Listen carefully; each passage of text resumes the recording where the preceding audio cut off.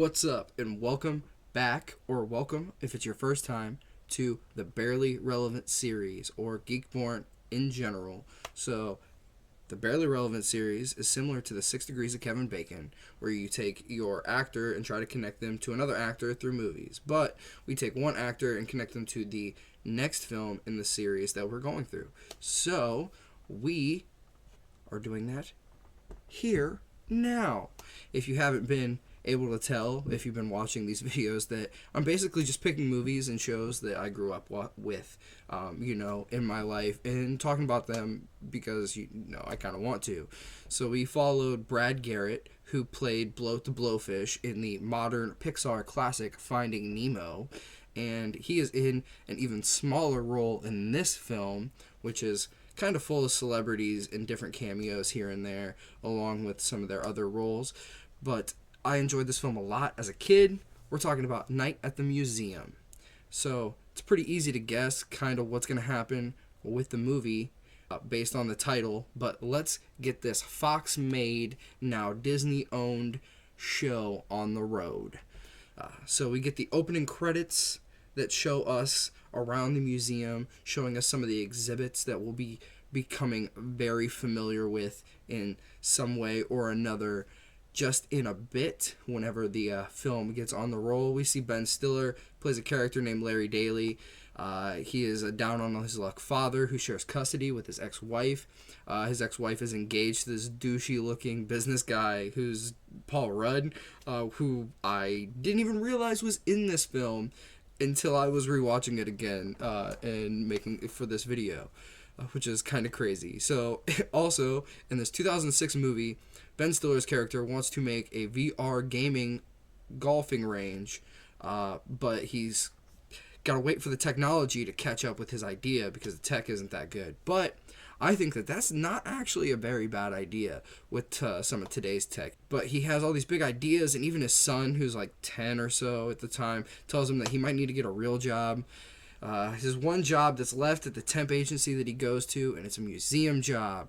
And that's where they turn everybody away. So he goes the interview with the old night guards, and we get a bunch of older celebrities that your parents or grandparents would probably know, like mine probably would. You get Dick Van Dyke and Mickey Rooney.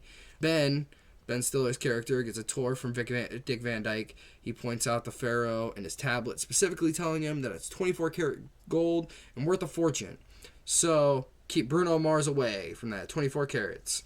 Then we get Ben Stiller comes around for this first night of work to get the old guards. They're kind of vague and cryptic about what needs to be done, and they just dip. Ben discovers the PA system, so we get a bit of him just messing around until he eventually falls asleep. We see him wake up. He goes to the restroom, but the T-Rex is missing. Just kind of weird. It's like, what's going on? He thinks it's a prank. He thinks Dick Van Dyke came back and did some kind of trick to make the whole T-Rex skeleton just disappear. But it turns out, no, it's alive.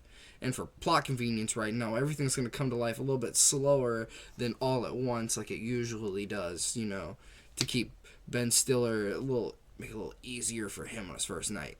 The first exhibit he actually speaks to is Brad Garrett's Easter Island head character, though, which is pretty cool. He's a very talented actor and voice-over actor and whatever. He's done so much. And we get this hilarious, iconic scene. Dum Dum. Yes? You give me gum gum. I give you gum gum? You knew Dum Dum. You give me gum gum. So we get him trying to figure stuff out. Ben Stiller's clueless, and I think the effects are still really good for what's going on for a 2006 film. We'll see what the miniatures look like here in a bit, but I think everything still holds up for this 15-year-old film, for the most part. We actually find out that the movie is based on a book. I didn't know that when I first found that out until I was going through here and doing the research. So, a children's book from 1993. He finds Dexter, who's being just a little shit. He steals the keys, he pees on Ben Stiller, and he rips up the instruction manual. So Ben Stiller goes off and he sits down, and then he's attacked by the miniatures in the diorama room. the miniatures go through, and they seem to hold up, effect-wise, they seem to hold up pretty well. And we see Owen Wilson. I love just seeing him yell at giant Ben Stiller. Hilarious. And we see Ben is hitting the head with the toy train, and they're trying to kill Gigantor. We get a parody of like a monster movie or Gulliver's Travels where he comes free, but then he's met by the Roman army, and they start firing their fire arrows and their fiery catapults at him. But he's saved by Robin Williams' Teddy Roosevelt. We'll be following this late great actor, Robin Williams, from this project to one of his first projects. You stick around to the end of the video, and I'll give you a little hint. By hint, I mean I'll tell you straight up what we're going to be following next in the next episode. But we see Teddy, and he is here to save the day. He goes through, shows Ben the tablet from earlier, tells him that the tablet brings everything in the museum to life at night. And that's how the whole thing works. It's just this ancient magic that brings everything to life. Teddy agrees to help for the first night, and they end the shift. Stiller ends up giving him some really inspiring words. Clapper? Lawrence. Yes, sir. Some men are born great. Others have greatness thrust upon them. For you, this is that very moment. Ben mentions in 2006 he is making $11.50 an hour for this night shift position. And I looked it up, and the position pays roughly $15 an hour now, which it's kind of interesting, I guess, to point out, working a job like this in New York City. But everything in the museum stops, and the old guards come in, and Ben Stiller scares them for payback. Ben quits, and his son and Paul Rudd are outside, though, so he finds out that his son likes the job and thinks that it's cool. We see some scenes where it looks like Ben Stiller's jealous of Paul Rudd and decides that he's going to go get his job back. But Ricky Gervais is the director of the museum, and he is upset because Octavius, the Roman miniature, the leader of the Romans, he was over in the Wild West diorama, and that's not cool. Ben has given advice to learn some history, so he follows a kid's tour for a little bit, and he eventually talks to the tour guide, Rebecca. She agrees to meet him for some coffee, and they talk a little bit. She answers some of his questions. Then we get a montage of him learning about these different museum exhibits. Ben gets ready. He heads back in for a second night at work. The old guys are leaving, but one stays behind while Ben walks the other two out because he's making a mold of the key so they can get back in later. Kind of suspicious, if you ask me. Foreshadowing for later. But Ben runs around after that, and he seems to be getting things done a little bit better than the first night, even though he doesn't have the instruction manual. He knows kind of what needs to be going on. So he tries to solve some problems between the Romans and the Wild West. Owen Wilson keeps calling him giant slurs like Gigantor and all kinds of ridiculous stuff. But Ben comes across Teddy, and again, while making his rounds, then Ben goes through and does some magic for Attila the Hun, which is kind of cool.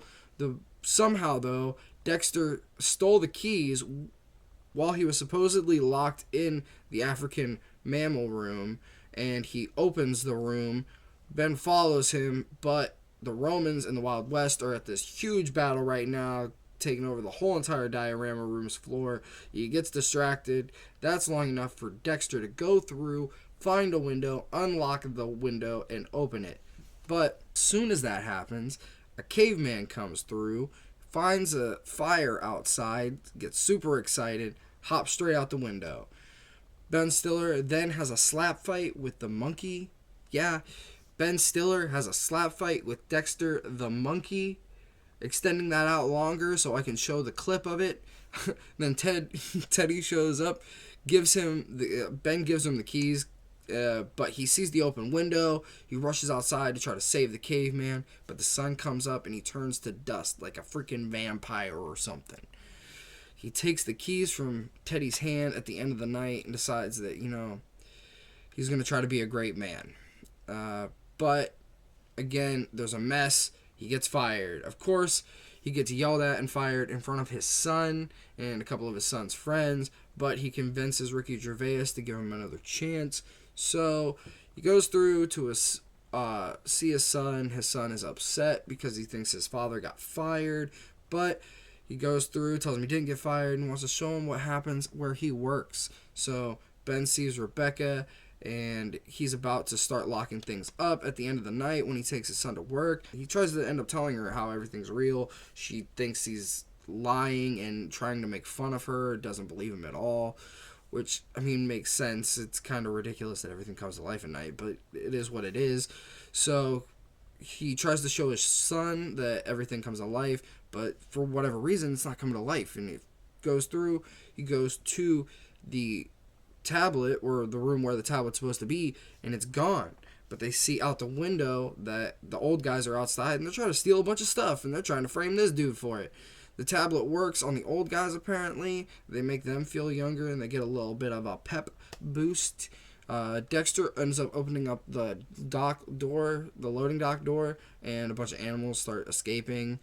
Ben is locked in the room with the Pharaoh, and Teddy comes by from inspiring words, but decides that there's not much he can do. So Ben Stiller, he lets that Pharaoh out. This is actually Rami Malek is a Pharaoh, and he's in one of his first larger supporting roles in a film, and he is essentially the movie's Deus Ex Machina, speaking English because he was on display in Cambridge University, so, he went to Cambridge. How can you speak English? I went to Cambridge University. You went to Cambridge? I was on display in the Egyptology department. And he can control the tablet, plus, whatever else might need done. The Pharaoh has a quick costume change from the rags into a more traditional Egyptian garb. Ben Stiller and Attila the Hun have a screaming match, essentially the slap fight with the monkey, but a little bit better. But of course, Rami Malek's Pharaoh can speak Hun, so that solves their issue. Ben then gives a semi-rallying speech. It was kind of odd, but it gets everybody going well enough to come together and defeat the old Night Guard. They have the miniatures go on this really intense mission outside to flatten the tires of this van, which is kind of ridiculous. While two of the guards were caught, Dick Van Dyke tries to get away, and then Teddy saves Sacagawea by pushing her out of the way, and he's cut in half. But of course, he's a wax figurine, so it's not really an issue. The miniatures go through and use an RC car with the bone tied to it to get T-Rex to follow them and try to run Dick Van Dyke off the road, but it doesn't work. Of course, Ben Stiller catches up on Teddy's horse, Texas. Ben gives the Pharaoh his tablet after catching up with him, and they get back to the museum. Rebecca sees all of the stuff coming back to the museum at the end of the night, and decides she's going to go back to the museum so she can meet Sacagawea because she's been working on this long book about her. We get everyone is back, but it's a total mess. Ricky and Ben end up watching the evidence in the morning, and everybody thinks it's a weird PR stunt that the news is covering. Ricky ends up taking Ben's keys and his flashlight, but it turns out there's all kinds of business now. It's booming here at the New York the Museum of Natural History. So we go through and everything's saved, and basically every night is a party from now on, and it seems to be great until the sequels where things happen, which we're not covering right now.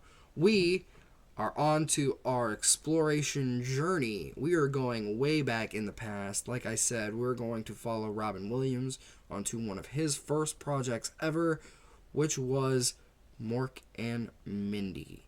There was a show, the 70s? It was called Happy Days, and they had a character show up, Mork from Ork, who was an alien, and they did a spin-off where he comes through and meets Mindy, and it's a whole show, lasts several seasons, a blast, and we will be covering it next week on Barely Relevant. And remember, some of us are just born geeky. Yeah, have a good one. Day, a mine all night, a mine don't stop till the come and inside and I mind your house. I mind your mom.